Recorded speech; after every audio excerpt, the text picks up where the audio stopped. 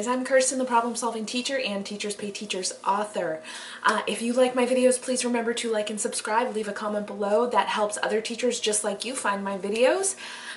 All right, today we are going to be talking about the top 11 things that I learned while selling on TpT in 2021. So these are not really in any particular order. None are more important than the others. And at the same time, they are all equally important.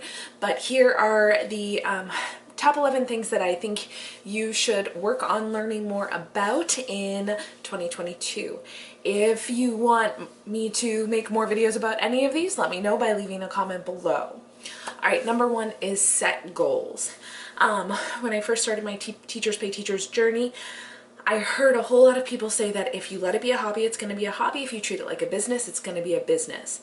If you let your side hustle be a side hustle, that's what it's going to be.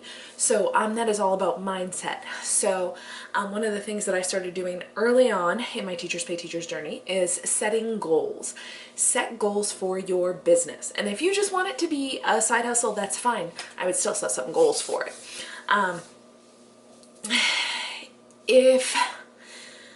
Don't start a TpT store and hope that you will make the sales.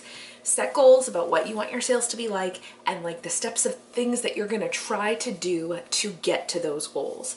It is not easy. It is a big marketplace. So the more goals you have in place and the more steps you have to help you get there, the more successful you're going to be. All right. Number two, consistency is key. No matter what you are doing for your Teachers Pay Teachers store, be consistent. If you are someone who is kind of just doing it as a side hustle, try to set a goal of, hey, I want to post 3 products each month. You know, that's very doable in a month. If that's all you're going to do and that's all you can manage because you are still in the classroom or this is just a part-time thing for you, do it. Okay? So, but like consistency is key. 3 products a month. I'm gonna post a blog post every month, every 2 weeks. I'm going to make sure that my YouTube videos are coming out. If you're doing podcasting, do that. Whatever you're doing, email list, social media, try to be consistent. Anybody who specializes in any one particular area, all of them, all of the speakers from the TpT conference, all of the big sellers, they say consistency is key. Consistency is key. So think about where you are putting your energy and try to just be really consistent in those couple of things. Number 3, invest in your business. It is really hard when you're first starting out to invest in your business. Maybe your first investment is just becoming a premium seller rather than the basic free seller so that you get to keep more of your money. But choose a couple of things to invest in. Maybe you're going to invest in a couple of really, really good fonts so that you can have a really cohesive brand across your TpT store. Maybe you want some really good pieces of clip art and you're going to start with, just reusing those same basic pieces until you have made a little more money, but start investing even if it's just in small ways. And then if you're looking for some bigger investments, think about what courses or classes you could take to either increase your teacher knowledge so that your resources can become better, or increase your TpT seller knowledge so that you know more about what you're doing on Teachers Pay Teachers. Number 4, create resources in color and in black and white. I didn't start doing this. I heard about it when I first started selling on Teachers Pay Teachers. One of those first YouTube videos that I watched about how to do stuff and how to make a product, they were like, yeah, and I make it in black and white too. And I was like, why? I don't mind printing in grayscale when I press print on my printer. But a lot of teachers do care about that, like a lot. Once you figure out how to do it and figure out a system for how to do it, it is pretty easy to create in both color and in black and white. It's extra work, it's kind of a pain in the butt, but I recommend doing it from the beginning because that way all of your resources are available in that and you don't have to go back and do it later. And also more people, if they're like, ooh, do I want this resource that's in color and black and white or just color? Sometimes people will choose one over yours because of the black and white option. Number 5, The thumbnails that you post on each resource on Teachers Pay Teachers matter. So when you're uploading a resource, you have the option of your main cover and then 3 additional thumbnails. And people really look at those thumbnails for if they think the resource is really going to be what they need it to be in their classroom. So make sure that you're taking advantage of it. There are some different ways you can do it. The first is to just take the PNG, like the photo of your resource of a page, put preview over it and save it as a PNG and upload that. That's like the most simple, basic way you can do it. Teachers don't love seeing that, but at least it's something that's the easiest, fastest thing you can do. Then there's doing mock-ups where somebody has like a beautiful background and you put the PNG of your resource on that background, and then you have a thumbnail. And then the third way you can do it is actually taking photos of your resources. So, which is clearly the most time consuming.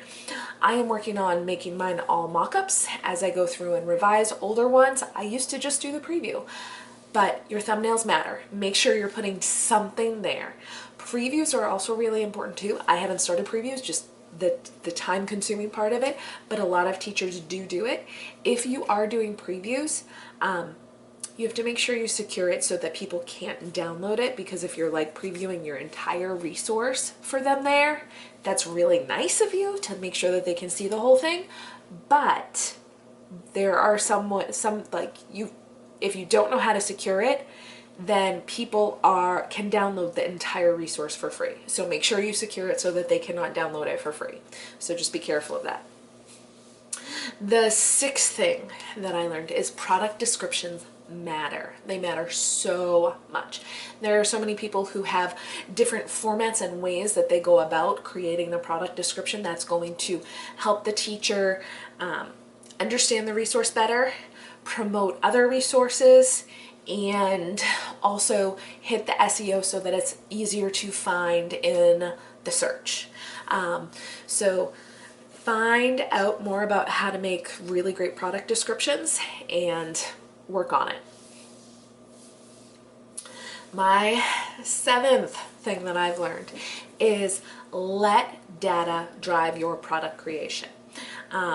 I've done really good with this in some ways and really poor with it in others. So I let data drive my product creation in 2 ways. One is when I first started, I was making sensory bins for my son at home, so I just made a TpT resource and uploaded it. 0 of them have sold. 0. Maybe it's because I didn't put a lot in the product descriptions and all of the other things that go with it, but it's just not selling. So why would I keep spending time making more of it?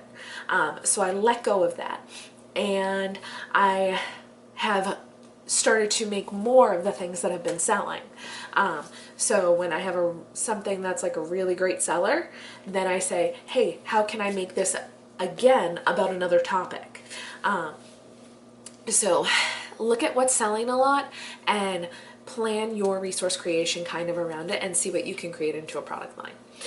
Also, the other way I do it is when I am searching for SEO words to make sure that my products can be found in rankings. Sometimes I see something like I'll be searching for a Christmas poem, and under my search of Christmas poems, I'll see Christmas poem haiku, where I'm like, oh, I didn't know people were looking for a poem about Christmas haiku, like Christmas haiku poems. And I'm like, I can totally make a resource about that because I make all kinds of other haiku resources. And so when I see that in the research, I make a product off of it. So there's kind of 2 ways I let the data drive my research, because if people are searching for it and it's easy to rank for, clearly somebody needs it, so I can create it.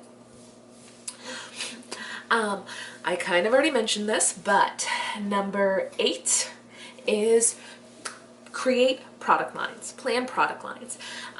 So a product line, I have an entire video on product lines and how to do it and how you can get started. So go back and check that out if you want a ton of information about it. But product lines are when you create a lot of resources that are similar. One of my product lines is I have acrostic poems for just about everything. People love acrostic poems, teachers love acrostic poems. And so there are acrostic poems for almost everything in my TpT world. So think about what you're creating, and if it's selling well, can you flip that into a different topic, a different subject, a different theme, and create it again? Because if people are buying it, do it again. People will buy it again. All right, number 9. Learn SEO. SEO is search engine optimization. It is a way to make sure that your resources, whatever you're creating, can be found on Google and pretty much every search engine. Different search engines have different ways they go about it. Google is the most popular, so that's probably the one you're going to start with, but like Bing has a different one. Teachers Pay Teachers, they don't really tell us how their search engine works. But the more you learn about search engine optimization and applying it to your resources and your product descriptions and everything, the better your resources will sell.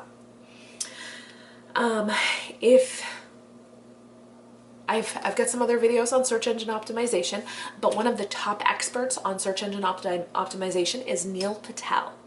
Neil Patel. It's Neilpatel.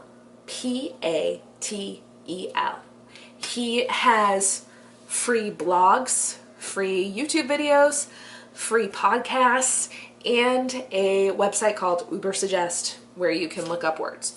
So he is like the top dog of search engine optimization. So if you're like, this is brand new to me, you can look at how search engine optimization changed my sales for a month in one of my older videos, but he is like the expert. So check him out. All right. Number 10, blogging. Blogging is an important part of marketing and growing an audience. Okay, so you can sell on Teachers Pay Teachers without blogging, but often it will be like the customer comes to you through the Teachers Pay Teachers search, they'll buy one thing from you and forget you ever existed. So if you want that person to come back and buy from you again and again and again and again, you need to let them get to know you. And your long form content, like blogging, something that is long and lengthy, it can also be YouTube videos, it can also be podcasts, but you should always send them back. Like I send you back to my blog with my show notes. You should always send them back to your blog, to your website with something. As you blog, as you create other forms of long form content, people get to know you, they get to like you, they get to trust you. And when they know, like, and trust you, know, like, and trust, that's a big thing, know, like, and trust you, they want to pay you money, which is huge. They want to, like, they're like, wait a minute, here's my money. So think about how you can grow your audience through blogging. 11, I don't have 11 fingers. 11, start an email list. I will be honest, I think that this is so hard. My email list is not what I want it to be. But I'm going to keep working on it because the conversion rates from email clicks and opens to sales are higher than anything else. They are higher than any form of social media marketing. They are higher than any other kind of marketing. Your email list, if you can grow one successfully and send information out to your email list regularly, you will grow your business. So start an email list. Even if you don't do anything with it right away, start an email list. All right, so those are the top 11 things that I learned in 2021, all about selling and for Teachers Pay Teachers and creating a business that I want to grow into something bigger. I hope that these tips help you out. If there's something that you want more information on, please leave a comment below. Let me know what you'd like to see videos on, and have an awesome day.